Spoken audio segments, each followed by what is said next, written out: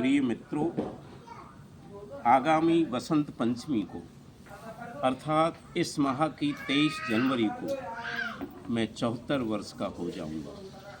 सन 1972 से 1976 के मध्य तक राजस्थान विश्वविद्यालय जयपुर में रहकर जो सीखा तथा देखा वे आज भी भली भांति याद है। राजस्थान के प्रथम मुख्यमंत्री तथा वनस्थली विद्यापीठ के संस्थापक को पहली बार महामंडलेश्वर स्वामी गंगेश्वरानंद सरस्वती के द्वारा जयपुर में वेद स्थापना कार्यक्रम में देखने का सौभाग्य मिला था। स्वामी गंगेश्वरानंद जी परम सौभाग्यशाली थे जिन्होंने महर्षि दयानंद सरस्वती के दर्शन किए थे, उन्हें देखा था।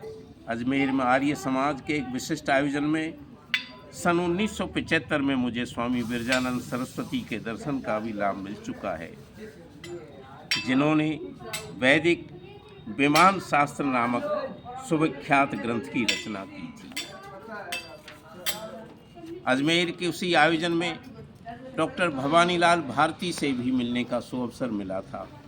1976 से 1982 के कालखंड में दिल्ली विश्वविद्यालय में अध्ययन तथा शोध का कार्य किया।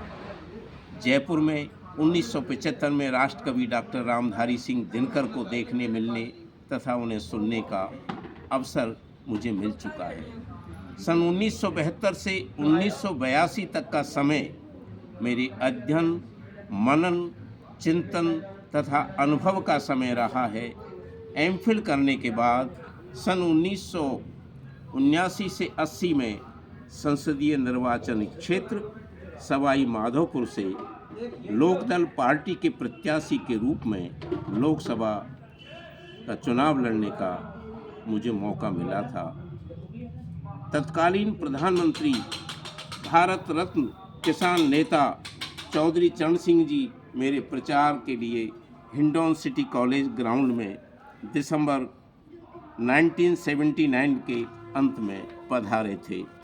सन 1982 से 2016 तक विश्व के सर्वोत्कृष्ट हिंदी संस्थान में असिस्टेंट प्रोफेसर से प्रोफेसर, विभागाध्यक्ष तथा क्षेत्रीय निदेशक के पदों पर कार्य करते हुए संपूर्ण भारत को निकटता से देखने का अवसर मिला। समस्त भारतीय भाषाओं और उसके साहित्य से परिचय तथा अध्ययन का लाभ मिला और संपूर्ण भारतीय भाषाओं के समकालीन साहित्य से भी सुपरिचित होने का अवसर इस दौरान मुझे मिला। 20वीं शताब्दी के लगभग 40 वर्ष का समय कम कटुता तथा कम शत्रुता का समय था। उच्च शिक्षा और उच्च शिक्षा के क्षेत्र में विशिष्ट चिंतक और बड़े से सोच के लोग विभिन्न विश्वविद्यालयों, महाविद्यालयों में कार्यरत थे। आज जैसा माहौल उस वक्त नहीं था। बदला लेने की वृत्ति थी लेकिन बहुत कम। कुछ ऐसे राजनेता थे जिनमें यह प्रवृत्ति थी, लेकिन अधिकांश राजनेताओं में यह वृत्ति नहीं थी।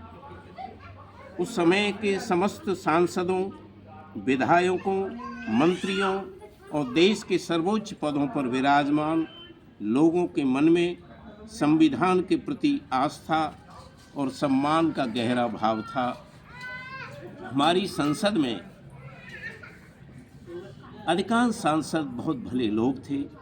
ऐसे लोग थे जिन्होंने स्वतंत्रता संग्राम में भी भाग लिया था और हमारे देश के सर्वोच्च पदों पर विद्वान प्रधानमंत्री पंडित जवाहरलाल नेहरू, लाल बहादुर शास्त्री, गुलजारी लाल नंदा, श्रीमती इंदिरा गांधी, मोरारजी भाई देसाई, चौधरी चरण सिंह, चंद्रशेखर, इंद्र कुमार गुजराल, राष्ट्रपति के रूप में doctor Rajendra Prasad, Sarvepalli doctor Radhakrishnan, doctor Shankar Dayal Sharma, उपराष्ट्रपति और कुछ समय के लिए राष्ट्रपति पद पर कार्यरत बासप्पा दानप्पा जत्ती, माननीय अटल बिहारी वाजपेयी जैसे महान व्यक्तित्व के लोग विभिन्न संवैधानिक पदों पर विराजमान थे। संत समाज में भी अत्यंत भले लोग थे जो धर्म के नाम पर कटुता फैलाने का कार्य नहीं करते थे, बल्कि धर्म के माध्यम से समाज में एक सकारात्मक दृष्टि के प्रचार प्रसार में वे लोग संलग्न थे।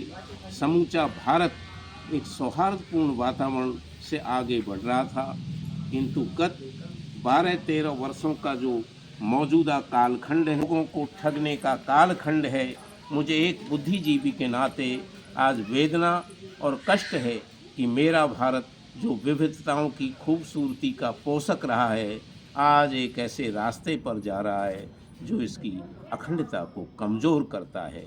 आज हमारी महान सांस्कृतिक परंपरा कमज़ोर हो रही है। भाषा, साहित्य, संस्कृति और हमारी कलाएं उपेक्षित हो रही है। भाषा, साहित्य, संस्कृति के प्रति जो सम्मान का भाव होना चाहिए हमारे लोगों के मन में, वह कमज़ोर होता जा रहा है। हम भारत के भविष्य और आम आदमी के साथ विश्वासघात कर उससे खिलवाड़ कर रहे हैं। धन की भूख ने हमें हिंसक और भेड़िया बना दिया है। एक विशिष्ट उपलब्धि इस कालखंड की केवल सोशल मीडिया है, जिसके माध्यम से कुछ महत्वपूर्ण मुद्दों पर देश के समझदार नौजवान, बुद्धिजीवी और चिंतक और मननशील लोग इस लड़ाई को लड़ रहे हैं और देश की जनता को जागरूक, सावधान और सतर्क होने के क्षेत्र में अपनी सक्रिय भूमिका का निर्वाह कर रहे हैं। धन्यवाद।